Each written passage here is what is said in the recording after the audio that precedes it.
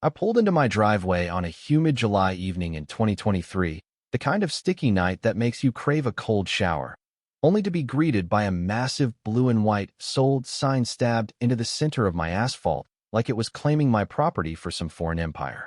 It loomed there, angled toward the quiet streets of Willow Creek, a small suburb just outside Raleigh, North Carolina, screaming to the world that my house was off the market. Except it wasn't. I hadn't listed it, hadn't whispered a word to a realtor, hadn't even peeked at Redfin in over a year. Yet there it was, blocking my garage with the boldness of a dictator's flag. I didn't need to think twice about who was behind it. Margaret. Margaret lived 4 houses down in a gaudy McMansion decked out with neon garden gnomes and fake security cameras tucked into flower pots. She'd crowned herself deputy director of our homeowners association, a title she invented after strong-arming the last president out of office with a conveniently timed bylaw misquote. The woman was a walking corporate buzzword, self-important, always scheming, and itching to turn her imagined authority into real chaos. Lately, she'd zeroed in on me. First, it was my porch light, which she claimed was too industrial. Then, my rose bushes, which she said screamed nonconformity. Now this. I marched up to the sign and ripped it from the ground. It was heavy, professional grade, with a local realty logo stamped at the bottom, though I doubted they knew Margaret was playing suburban warlord. I flipped it over. Scrawled in marker on the back were the words, "Open house today, for PM." She wasn't just staking a claim. She was staging a sale. For who? No idea. But I had 2 hours to prepare. I didn't call the cops or the realtor.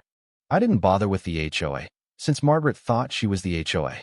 Instead, I grabbed a folding chair, a cooler of lemonade, and a Bluetooth speaker blasting old military anthems on repeat. Then I printed a laminated sign, "Restricted Security Zone.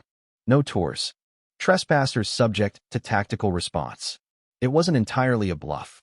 I'd served 12 years in the Navy, and I had buddies who'd back me up if I needed to escalate. If Margaret wanted a show, I'd write the script. At 4 p.m.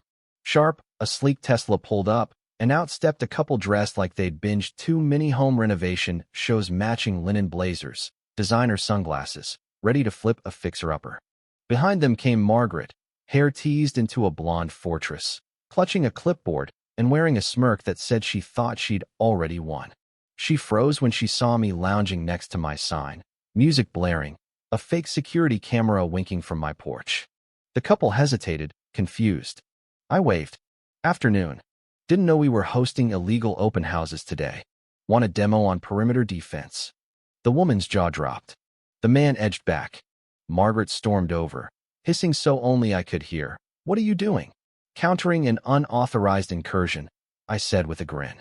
"You wouldn't know who planted this propaganda in my driveway, would you?" She stammered about a mix-up, claiming the sign was a prank. I didn't hide my smile. "Impersonating a realtor's a felony, Margaret. The state licensing board has a form for that." The couple was already retreating to their car, muttering about bad energy. Margaret's face turned crimson. She pointed at my sign and barked. "That's an HOA violation. Threatening, disruptive. I am reporting you." "Go for it," I said, cracking open a lemonade. "I've already emailed the Real HOA board. Also, fun fact, fake sold signs on private property? That's trespassing and fraud. Brush up on your laws." She stormed off, muttering threats. But I knew Margaret. She didn't retreat. She reloaded. That night, I installed a motion sensor spotlight, another mock camera, and a laser-etched sign. Authorized personnel only. Security clearance required. I wasn't playing anymore. She wanted war. I'd bring strategy. The next morning, her retaliation hit.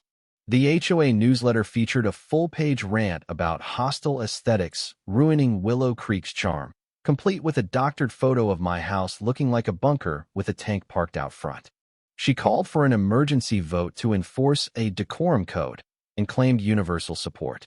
But Margaret didn't know I'd spent months building alliances, fixing neighbors' fences, hosting a low-key Memorial Day cookout, listening to their complaints about her.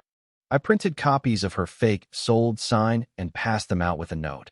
"Next time, it could be your house."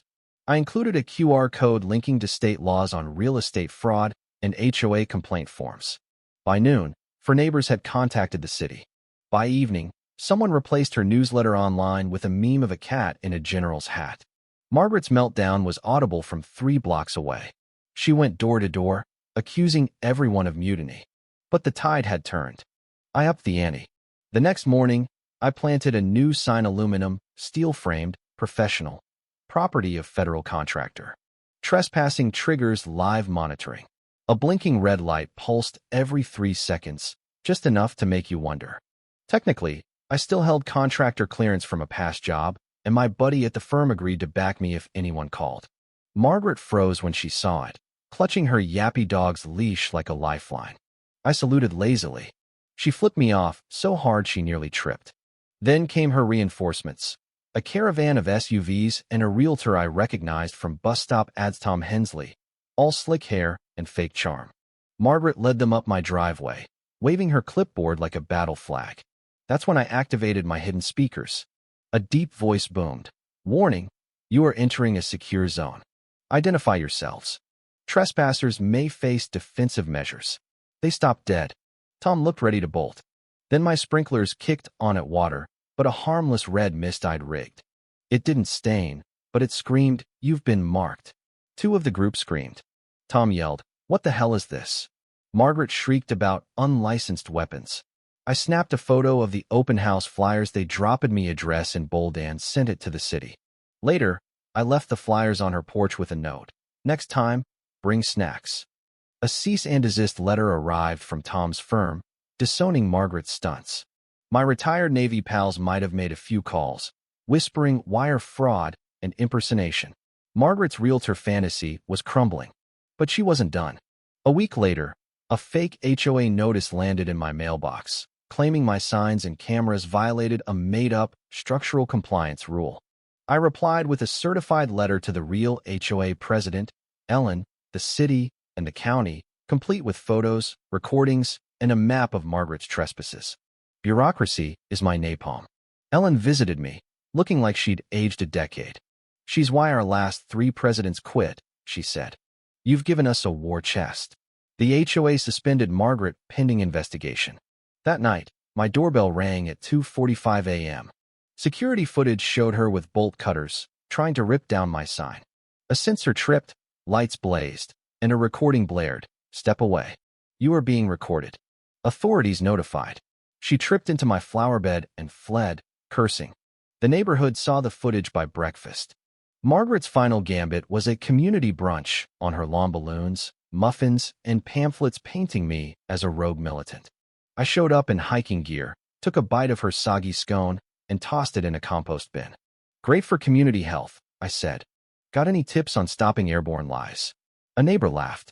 Her event fizzled. Then came her lawyer's letter, claiming my signs caused psychological distress. I recognized the name: James Klein, a guy I'd crushed in a contract dispute years ago. I left him a voicemail. "It's the spreadsheet guy? Ready for round 2. No reply. But a city inspector showed up, tipped off by Margaret about my unlicensed security business. I handed him a folder of permits and affidavits. He laughed. "She filed for complaints." All duds. I called a community meeting, rented the local hall, and laid out Margaret's schemes with charts and bylaws. Neighbors gasped when I showed her fake, sold flyer. Ellen stood and declared, "She's divided us too long." Applause broke out.